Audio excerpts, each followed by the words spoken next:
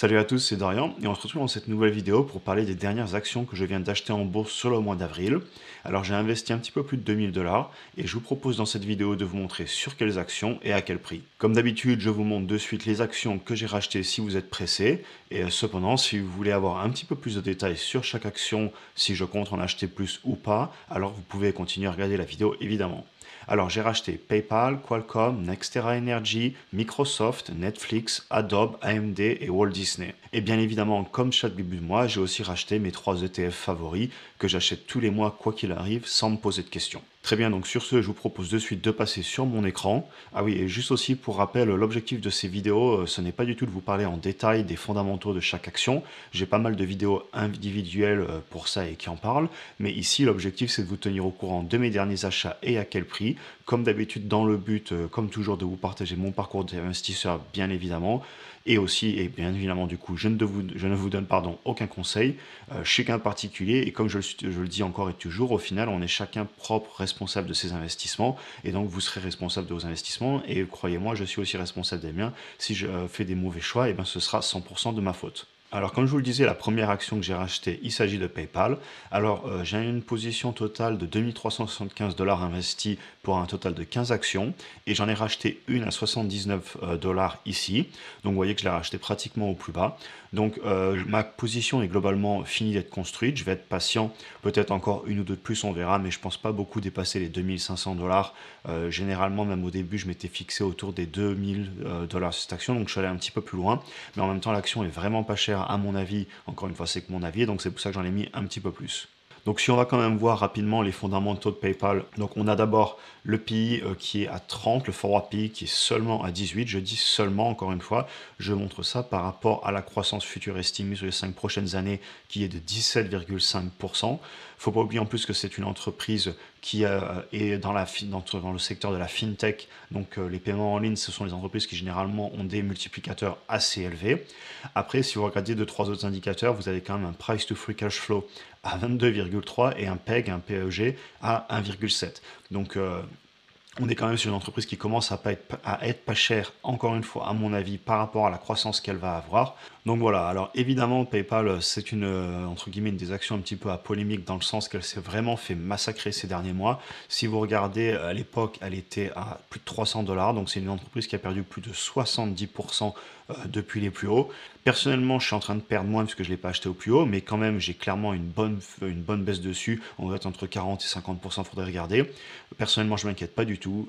C'est les décisions court terme du marché. Le marché fait ce qu'il veut. Mais moi, personnellement, je conserve l'entreprise pour le long terme. Je suis persuadé que c'est une entreprise du futur, notamment une entreprise qui va faire les paiements en ligne, etc.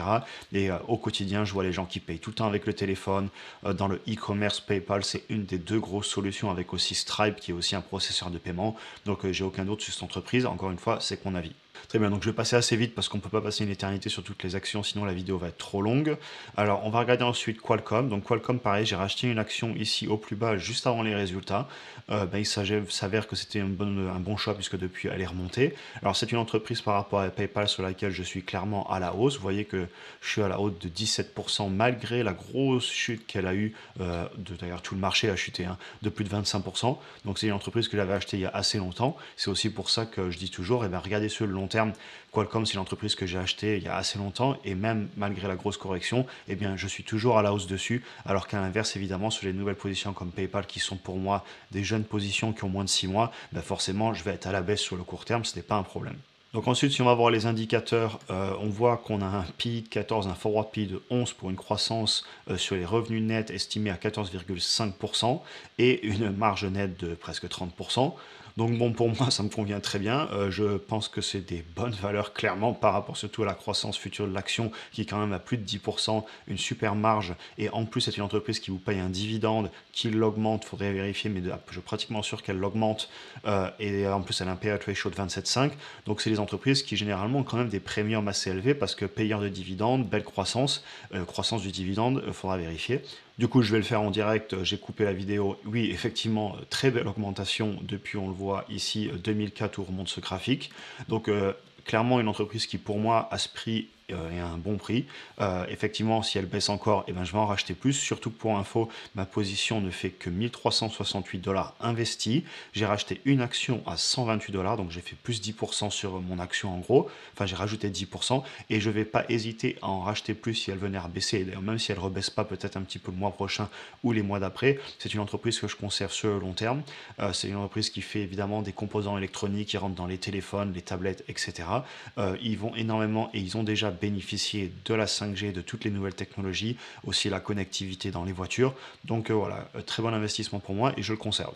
On va passer ensuite sur un autre payeur de dividendes que j'ai aussi racheté du coup, et il s'agit de NextEra Energy. Alors NextEra Energy, pour le coup, ça n'a rien à voir, c'est un producteur d'énergie renouvelable, donc ils ont des installations de panneaux solaires, de parcs éoliens, etc. Ils produisent de l'énergie qu'ils vendent.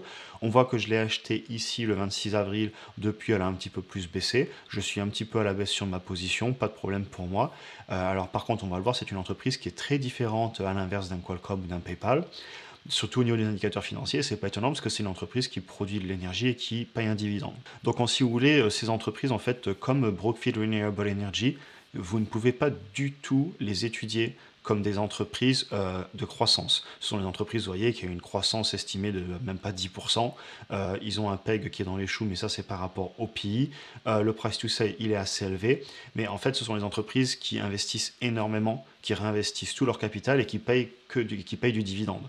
Ensuite, une fois qu'ils ont investi. Donc ces entreprises à rendement, ça n'a rien à voir avec des entreprises type Google, etc. Et donc moi, finalement, quand j'achète une telle entreprise, ce que je regarde avant tout, c'est le price to free cash flow. Donc là, on est à 28, il faudrait faire le rapport. Mais on va le faire d'ailleurs, si on va sur Google rapidement, on fait du 1 par 28, donc on voit que 3,5. Donc en fait, c'est une entreprise, pardon, je reviens dessus, qui serait capable de payer 3,5% de ses earnings chaque année en cash. Évidemment, il n'en paye que 2,18% et la différence est là pour rembourser de la dette, payer des nouvelles installations, etc. Très bien, donc passons sur l'action suivante et il s'agit de Microsoft. Alors Microsoft, si on va voir, j'ai racheté une action, je vais vous sortir le graphique ici. Voilà, j'ai racheté une action, j'avais un achat automatique qui courait depuis des mois, ben, il est passé à 272 dollars. Donc maintenant j'ai un total de 9 actions pour 1768 dollars investis. Et si vous suivez la chaîne, vous savez que ça fait des mois et des mois que j'essaie de racheter cette entreprise. Donc je suis content d'en avoir eu un morceau.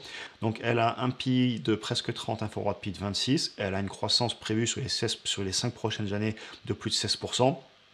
Mais bon, on voit de suite pourquoi on paye cette action un petit peu plus cher que les autres. On a un dividende à 0,88, on a un payout ratio à seulement 24%, donc il paye un tout petit dividende, il pourrait en payer un beaucoup plus. Ça, on le retrouve dans le price to free cash flow, encore une fois. Si on fait le 1 par 47, on doit être à un peu plus de 2% qu'il pourrait payer, donc il ne paye même pas la moitié de ce qu'il pourrait payer en dividende. C'est normal puisqu'ils réinvestissent. Ils ont une marge nette de 37%. Vous savez que tout le temps quand je regarde un business, je regarde avant tout le business model. Est-ce que j'aime le business de... Pardon. Je me reprends. Est-ce que j'aime le business model de Microsoft? Eh bien oui, je l'aime beaucoup. Vente de logiciels, vente de matériel informatique qui sont dans le jeu vidéo, dans le cloud, la location de logiciels mensuels, etc. Donc tout ce que j'aime. Ensuite, évidemment, je regarde la croissance des revenus. Je ne vous la montrerai pas ici, mais on sait que Microsoft croît très bien ses revenus tous les ans. D'ailleurs, sur les 5 dernières années, ils l'ont fait une croissance composée de 13%. Ensuite, les marges, elles sont très bonnes. Et puis enfin, je regarde tous les autres indicateurs. C'est tout le temps comme ça que je procède. Dans les grandes lignes, évidemment, je rentre plus dans les détails sur plein de petits points, mais on n'est pas là pour parler de ça. Donc voilà, entreprise, ensuite elle a un PEG à 1,80, c'est un petit peu élevé, mais encore une fois, on paye toujours un premium pour cette entreprise. Et puis bon, pas de problème de dette. Donc voilà, Microsoft, globalement, je n'hésiterai pas à en racheter. J'aimerais profondément qu'elle baisse, qu'elle dégringole en bourse, parce qu'elle fait partie des grosses GAFA. Si elle venait à baisser, eh bien clairement, j'en achèterais plus. Très bien, on passe à l'action suivante et il s'agit de Netflix. Alors Netflix, action à polémique sur laquelle je vous ai fait une vidéo il n'y a pas longtemps, à polémique tout simplement parce qu'ils ont eu des prévisions de croissance un petit peu plus à la baisse que d'habitude.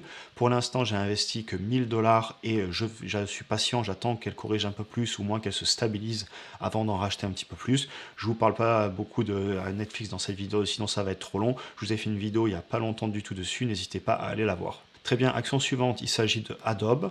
Alors, Adobe, je vais vous montrer d'abord le graphique, pardon. Je suis un petit peu en direct, j'ai pas trop prévu cette vidéo. J'aime bien des fois les faire un petit peu plus comme ça en direct. Alors, ça me fait un peu plus de cut parce que des fois, je dois m'en reprendre. Mais au final, ça fait des vidéos assez vivantes. N'hésitez pas à me dire dans les commentaires si vous aimez bien ce style de vidéo ou si vous préférez les vidéos extrêmement scriptées, beaucoup plus montées entre guillemets. L'avantage de celle-là, c'est que je vous dis la chose que je pense. Et puis au final, ça fait peut-être une vidéo un petit peu plus interactive. Donc Adobe, j'en ai racheté comme on le voit ici tout début avril, clairement en haut. J'hésiterai pas à en racheter certainement le mois qui arrive, mais bon, j'ai déjà des grosses actions que je veux racheter avec notamment Google, Amazon et Disney, donc on va voir. C'est une action sur laquelle pour l'instant j'ai mis 900 dollars. Je compte monter autour des 2000, donc encore 3 à acheter a priori. Si on va voir rapidement les indicateurs, c'est une entreprise qui se paye un petit peu cher, un petit peu dans le style de Microsoft. Donc on voit PI 44, PI 25, le PEG à presque 3, c'est élevé clairement. Ensuite, si on regarde le price to sales, il est à plus de 12. Donc, comme je vous le disais, globalement, entreprise assez chère. Mais c'est une entreprise sur laquelle on paye un gros premium, encore une fois, comme Microsoft, alors qu'un avait sur Qualcomm et PayPal, on en avait un petit peu moins. On le paye tout simplement parce qu'ils ont 30% de marge. Ils ont un modèle extrêmement sticky, ils ont un modèle où les gens, une fois qu'ils sont abonnés, ils n'ont pas envie de se désabonner, les entreprises, elles ne cherchent pas à comprendre, elles payent l'abonnement parce qu'elles ont besoin des logiciels pour travailler. Donc un petit peu comme Microsoft, on paye un petit peu plus pour le fait que l'entreprise, elle ait un business model avec des revenus récurrents, des revenus solides, c'est du logiciel, c'est de la très bonne marge. Et puis en plus, ils ont quand même une belle croissance prévue sur les 5 prochaines années de 14,25% et ils ont fait une croissance composée de plus de 20% sur les dernières années, les 5 dernières années d'ailleurs. Donc voilà, ensuite on voit aussi juste rapidement pas de problème de dette. Pour information, je ne pense pas en racheter comme je le disais de suite. Premièrement parce que j'ai d'autres actions à acheter qui pour moi sont des meilleures affaires. J'en voulais un petit peu parce que je la regardais depuis des années et puis j'ai profité enfin de la baisse pour en acheter. Si elle baisse encore, j'en rachèterai plus, mais je vais prendre mon temps entre guillemets sur cette action. Très bien, 2 actions et puis on aura fini la vidéo. On arrive donc sur AMD. Donc AMD, on voit que là j'en avais acheté pas mal, presque au plus haut, et depuis j'ai arrêté un petit peu parce que j'attendais qu'elle casse ses niveaux. Là, elle l'a fait, je n'ai pas encore eu le temps d'en racheter et ça va très certainement arriver bientôt, peut-être une de plus. Pour l'instant, j'ai mis 1300 dollars, j'en ai racheté une début avril et je compte monter à 2000 dollars.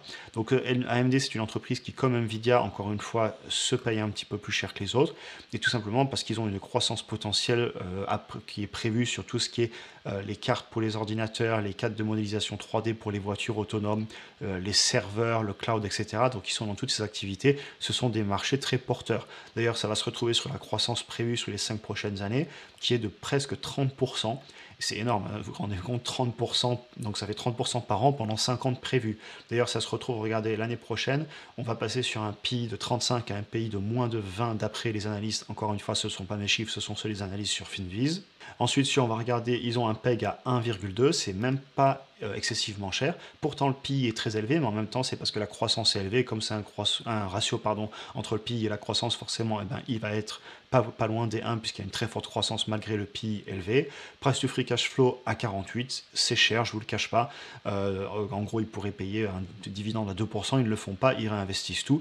Et une marge nette à pas loin de 20%. Et ça, je pense qu'ils pourraient l'améliorer dans le futur. Je parle dans le futur long terme parce que sur le court terme, je ne serais pas étonné d'avoir une contraction.